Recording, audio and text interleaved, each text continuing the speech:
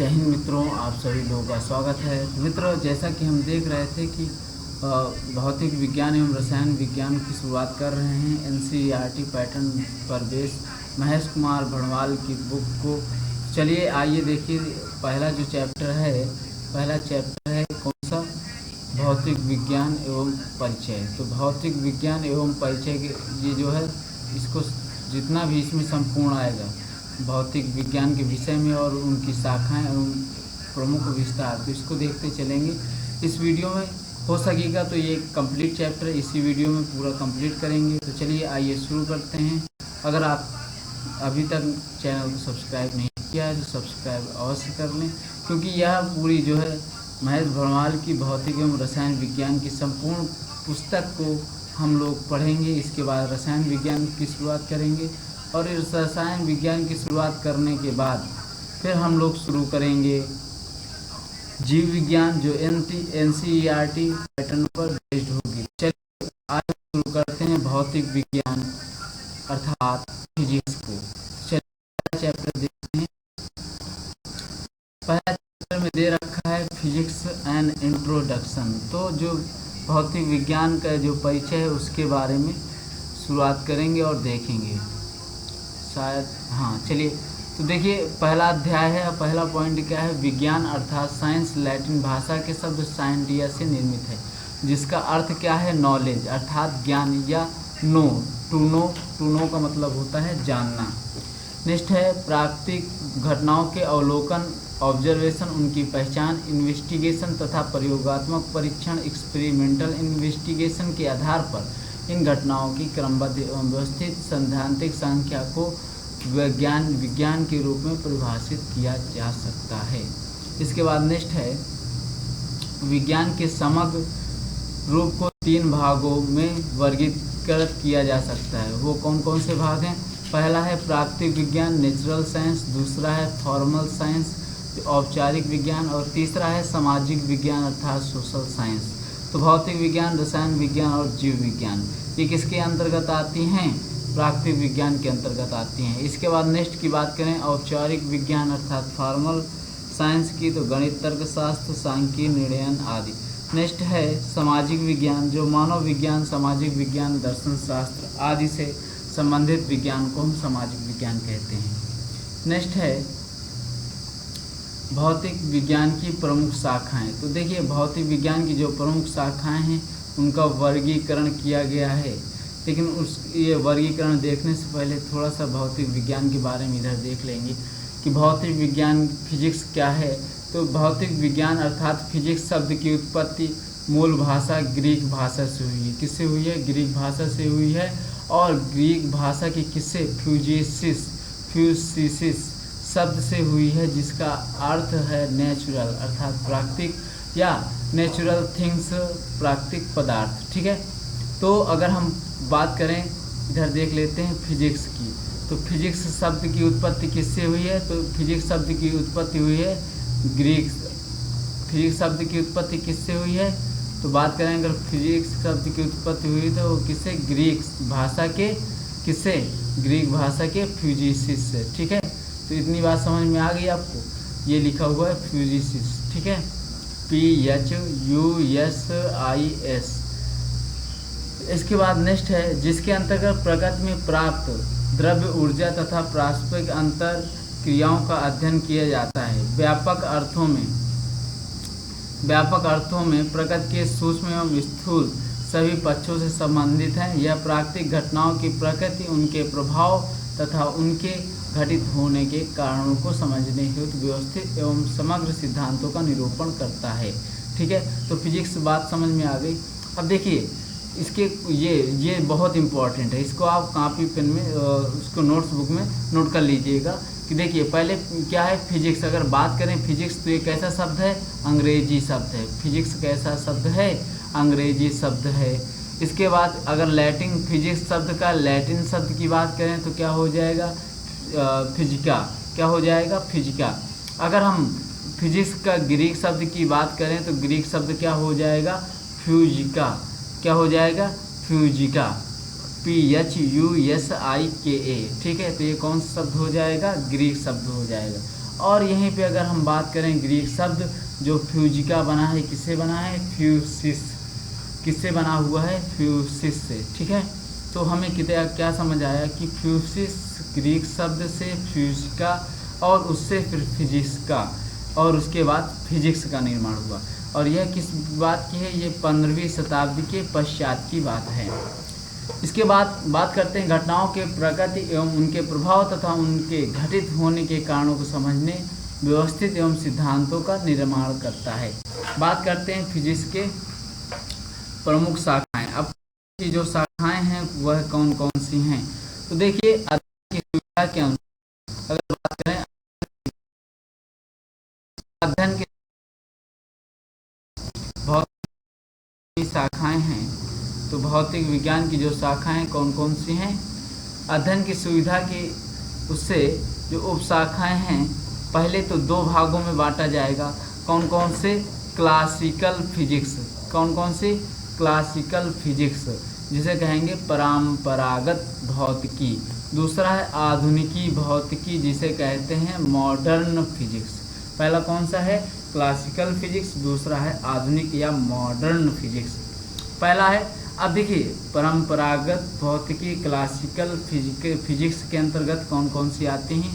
Mechanics, यांत्रिकी, optics, प्रकाशिकी, acoustics, ध्वनि विज्ञान, हीट एंड थर्मोडायनामिक, ऊष्मा एवं ऊष्मागतिकी। इसके बाद है इलेक्ट्रोमैग्नेटिज्म, विद्युत चुंबकीय। तो कितनी हो गई? 5 हो गई। यांत्रिकी, प्रकाशिकी, ध्वनि विज्ञान, ऊष्मा एवं ऊष्मागतिकी, और नेक्स्ट है विद्युत चुंबकत्व। इसके बाद नेक्स्ट है अब देखिए, इसके बाद अगर हम बात करें आधुनिक विज्ञान की, परंपरागत भौतिकी की तो बात कर ली, लेकिन आधुनिकी भौतिकी की बात करें तो atomic physics, nuclear physics, quantum physics या and cosmology and space exploration. ठीक है, परमाणु भौतिकी, नाभिकीय भौतिकी, क्वांटम भौतिकी, ब्रह्मांड विज्ञान एवं अंतरिक्ष अन्वेषण। इतनी बात समझ आ गई। तो चलिए आगे नेक्स्ट देखते हैं। अब एक एक तरह से अच्छे से सीखते चलेंगे कि जो फिजिक्स के उपभाग हैं उनमें से कौन कौन से चीज़ें पढ़ाई जाती हैं, किस टॉपिक पर बात की जाती है। बात करते हैं यांत्रिकी की। यांत्रिकी के अंतर्गत विभिन्न बलों के प्रभावों में वस्तुओं की गति का अध्ययन किया जाता है। इसका 2 भागों में वर्गीकरण किया जाता है। ठीक है, तो यांत्रिकी में क्या किया जाता है? बल के जो प्रभाव होते हैं वस्तुओं की गति का अध्ययन किया जाता है। पहला बात करते हैं परंपरागत यांत्रिकी। इसमें गति के नियमों तथा गति उत्पन्न करने वाले बलों का अध्ययन किया जाता है। ठीक है, तो क्लासिकल मैकेनिक्स में क्या होता है? गति के नियम पढ़ते हैं और गति उत्पन्न करने वाले बलों का अध्ययन करते हैं। जैसे आपसे हम कहें केपलर के गति का नियम, न्यूटन के गति का नियम, तो ये किसके अंतर्गत आएगी? मैकेनिक्स के अंतर्गत आएगी। इसके बाद है क्वांटम यांत्रिकी। क्वांटम यांत्रिकी में क्या होता है? इसमें सूक्ष्म कणों, इलेक्ट्रॉन, प्रोटॉन तथा न्यूट्रॉन के व्यवहारों का अध्ययन किया जाता है। ठीक है, अब नेक्स्ट, पहला तो हमने देख लिया क्या? यांत्रिकी। पहला यांत्रिकी भाग हो गया। दूसरा अब देख रहे हैं क्या? प्रकाशिकी। तो प्रकाशिकी के अंतर्गत क्या क्या होता है?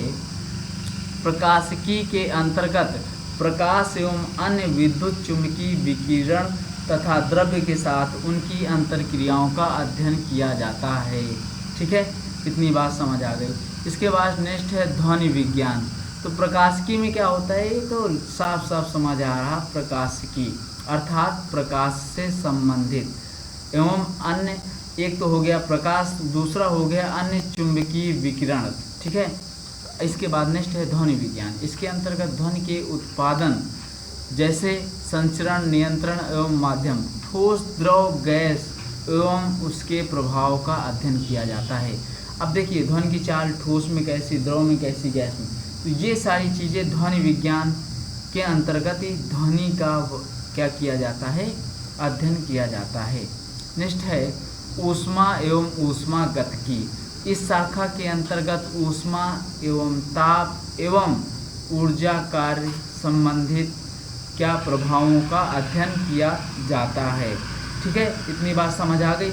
चलिए नेक्स्ट क्या है, विद्युत चुम्बकत्व। विद्युत चुम्बकत्व के अंतर्गत विद्युत धारा एवं विद्युत चुम्बकत्व के गुणों एवं उनके अंतर संबंधों का अध्ययन किया जाता है। ठीक है, और इसके अंतर्गत क्या स्थिर वैद्युतिकीय इलेक्ट्रोस्टैटिक्स किसका अध्ययन किया जाता है, इलेक्ट्रोस्टैटिक्स, या फिर विद्युत गतिकी इलेक्ट्रोडायनामिक किसका अध्ययन, इलेक्ट्रोडायनामिक, एवं स्थिर चुंबकीय मैग्नेटोस्टैटिक्स आदि उपशाखाओं का अध्ययन किया जाता है।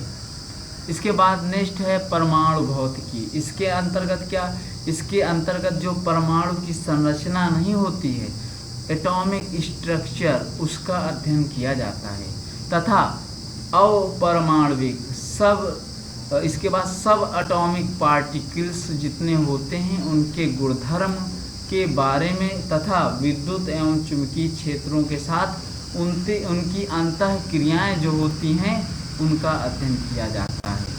इसके बाद नेक्स्ट है नाभिकीय भौतिकी। अब नाभिकीय भौतिकी के अंतर्गत क्या क्या सीखा जाता है, तो इसके अंतर्गत परमाणु के नाभिकीय कण जैसे प्रोटॉन न्यूट्रॉन की संरचना तथा विभिन्न नाभिकीय अभिक्रियाओं के संलयन एवं विखंडन का अध्ययन किया जाता है। इसके बाद नेक्स्ट है क्वांटम भौतिकी। यांत्रिकी की इस शाखा में अणुओं, परमाणुओं तथा नाभिकीय कणों के व्यवहार का अध्ययन किसमें किया जाता है, क्वांटम भौतिकी में किया जाता है। इसके बाद नेक्स्ट है ब्रह्मांड विज्ञान एवं अंतरिक्ष अन्वेषण। इस शाखा में ब्रह्मांड की उत्पत्ति, संरचना एवं विभिन्न खगोलीय पिंडों की गति का अध्ययन किया जाता है। अंतरिक्ष अन्वेषण में कृत्रिम उपग्रह, अंतरिक्ष यानों, रोवर्स आदि का प्रक्षेपण, उनसे प्राप्त सूचनाओं का विश्लेषण का अध्ययन किया जाता है। तो ये किसके अंतर्गत, ब्रह्मांड विज्ञान एवं अंतरिक्ष अन्वेषण। अब देखिए भौतिक विज्ञान का महत्व एवं विस्तार, importance and scope of physics, इसके बारे में देखते हैं। एक विषय के रूप में भौतिक विज्ञान सूक्ष्मतम कणों से लेकर अपरिमित ब्रह्मांड तक की व्याख्या करता है।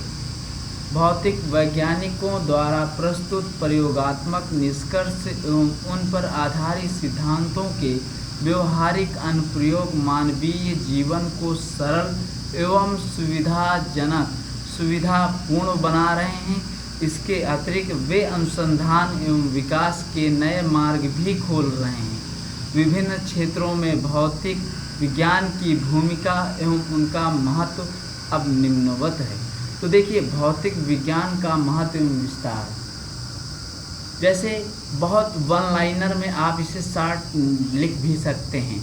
चिकित्सा एवं स्वास्थ्य के क्षेत्र में देखिए कैसे चिकित्सा एवं स्वास्थ्य के क्षेत्र में होता है।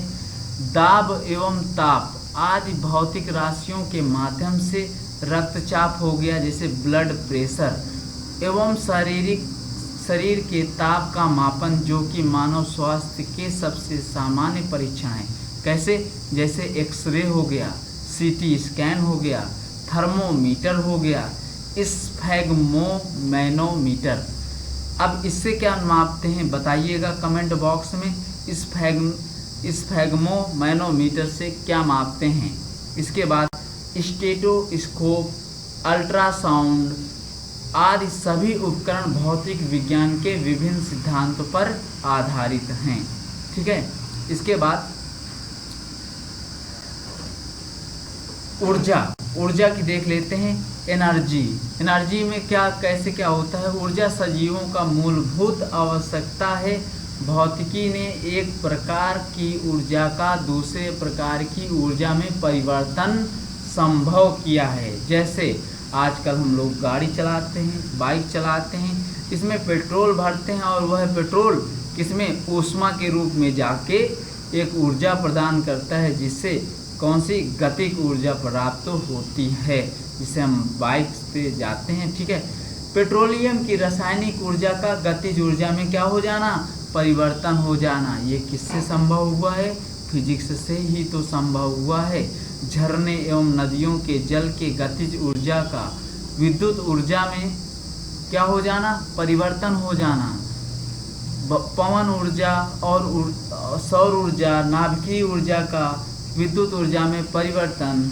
आजकल हम लोग देखते हैं सौर ऊर्जा छत में सौर ऊर्जा से विद्युत ऊर्जा में कैसे कन्वर्ट कर घर में आनंदमय जीवन जीते हैं। ये किस कारण हुआ है, भौतिक विज्ञान के कारण ही हुआ है। अगला है परिवहन एवं संचार। विभिन्न प्रकार के ईंधनों की उपलब्धता तथा उन पर आधारित वाहनों, कार, बस, ट्रक, ट्रेन, वायुयान, जलयान आदि के निर्माण ने परिवहन को सहज एवं क्या बना दिया है, सुलभ बना दिया है। तो ये किस कारण हुआ है, ये हुआ है किस कारण, ये परिवहन जो है, परिवहन हो गया। इसके बाद अगर हम बात करें संचार की, तो संचार से क्या हुआ है, wireless telephone, mobile, internet, radio, television आदि संचार के साधनों का विकास भौतिक विज्ञान की देन है, जो परिवहन के समान ही मानव समाज को जोड़ते हैं। इसके बाद नेक्स्ट बात करते हैं सुख, सुविधा एवं विलासिता।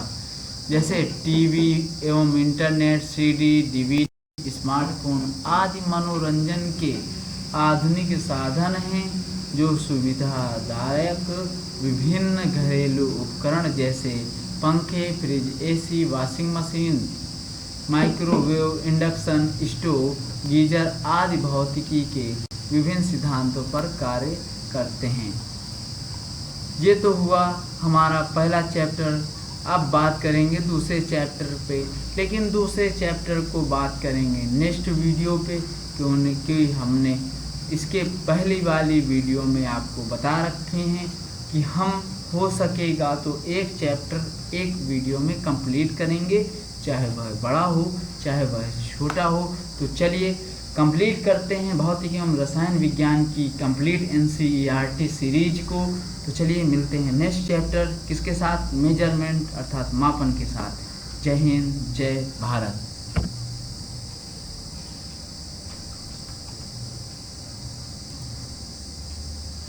ये बताओ।